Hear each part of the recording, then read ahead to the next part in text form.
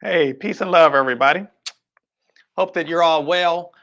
Just popping in just for a brief moment today. Won't be doing the full typical Sunday 1 hour hope and healing session, as right now we're actually in the midst of conducting a training, doing a Transcending the Matrix Level 1 class. So, for those of you who have been coming and checking out our videos, Transcending the Matrix is a methodology that I was blessed to kind of be the vessel through which this particular methodology of healing came to the earth. And really, what it is essentially dealing with getting to the root cause of people's issues and bringing love into that space, is a simplified way of explaining it.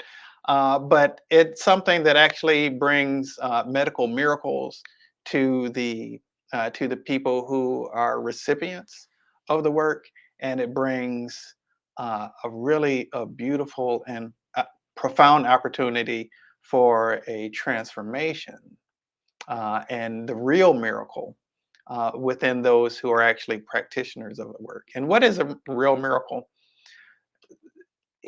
Getting rid of cancer is referred to as a medical miracle if there's no other intervention that takes place. Broken bone just spontaneously healing would be considered perhaps a medical miracle. Somebody who's been in chronic pain for decades and it just going away like that in a matter of minutes, that without other medical interventions, that's something that can be considered a medical intervention or a medical miracle. In the greater context, I don't dub those things as miracles. I dub those things as signs and wonders. Signs and wonders are in order to get people's attention for the purpose of delivering the message. And this has been the case through any person throughout history uh, who's been a vessel through which so-called miracles take place that I really call signs and wonders. They're really to get the people's attention in order to get the message across. And so, what is the real miracle? The real miracle is a changed heart. The real miracle is a changed heart. And that's what we're doing with this work that is transcending the matrix. We're opening up opportunities for people to be able to align with a level of love that is filled with grace at a degree like never before in their lives. I certainly have experienced that in my own life, in my own experience. The way that I see other people, the way that I see life is just different than I did before I started doing this work. And I see how my own awareness has really been transformed in significant ways. Hey there, Samraj, greetings to you. Samraj, I actually think that you would appreciate this work. We're not doing a level 1 class until next year, but again until next year. But I do think that you'd appreciate this work. And in fact, I was thinking about you yesterday, last night after class. I was thinking about you because one of the things I was thinking about again is having people utilizing this methodology, working with professional sports teams to help them to overcome their injuries, reduce the rate of injury, and increase the rate of recovery from injury in situations where they do sustain some injuries. But at any rate, I thought about you with respect to that. I thought of you with respect to that. But like I said a moment ago, I don't know if you were here at the time or not, but we're just popping on for just a moment. I'm actually on a lunch break from class. We're in the middle of teaching class. It is going absolutely wonderfully. There's some beautiful souls who are in this class, and they're learning some wonderful things and are demonstrating the healing being made manifest. But again, the healings, it really is just the side effect. The greater healing is what's happening on the inside of people. And that includes the people who are actually practitioners of the work, if you will, where those of us who are doing the work are having our own awareness transformed and purified and clarified and seeing things more clearly from a more elevated perspective and simultaneously from a more humble perspective. We see things just differently. And I'll just kind of leave it at that for the time being. But I will speak to this, and that was when I said that, a person instantly becoming free of chronic pain, or a tumor disappearing, or broken bones, instantly being repaired. Those are things that, medicine may refer to as miracles. They may be referred to as medical miracles. And certainly the work of Transcending the Matrix does bring that about in people, the experience of medical miracles.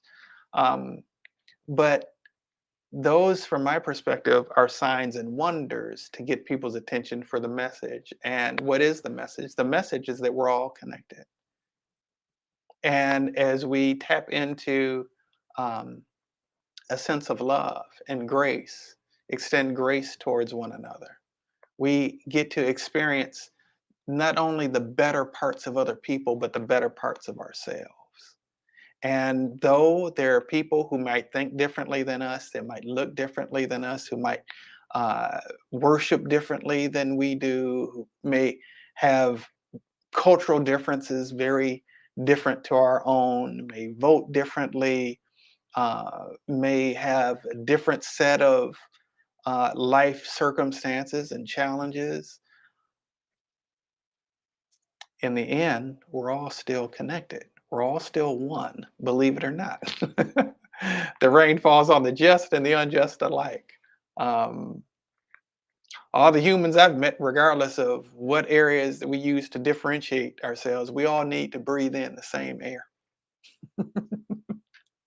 We're all breathing the same air. And if we want to keep sucking, actually, that's my definition of what we call alive, sucking wind. We're all sucking in the same wind. And we all want to feel like our lives matter. Uh, we all want the best for the people that we care about. We all have a need to love and to be loved. We all want to feel safe. We all want to feel like our life means something at the end of the day. Okay.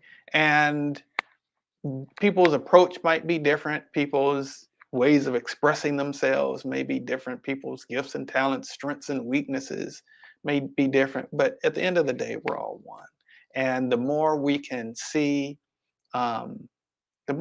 ourselves in another, and see another in ourselves, and truly love ourselves and that other.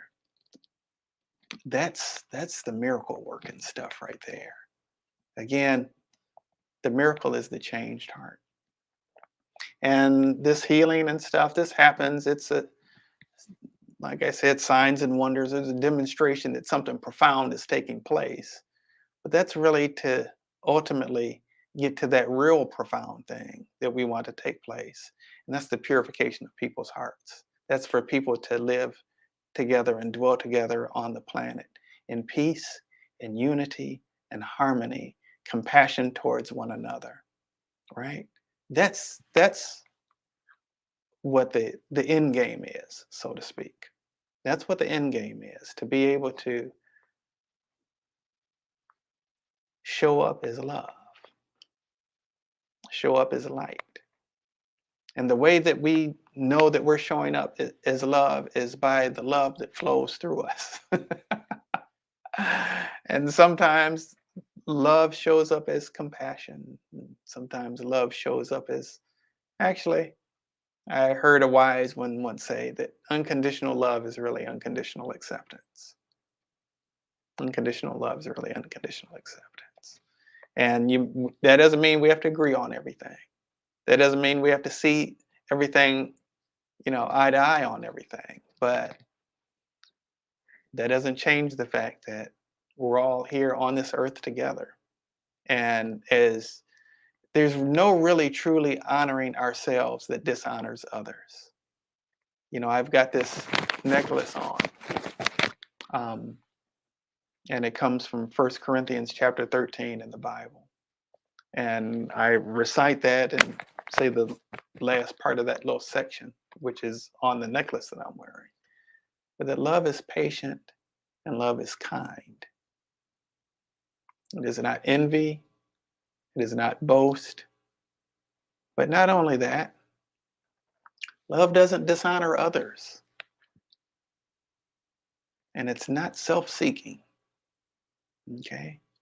We're talking about this agape love, this love that is filled with grace. That's the true unconditional. It's not based on conditions. It's not based on conditions. It's not based on the condition of you thinking like me, you looking like me, you talking like me, you expressing yourself like me, you have the same ideologies and background as me, you being of the same gender as me, you even worshiping the same as me. I can accept you as you are.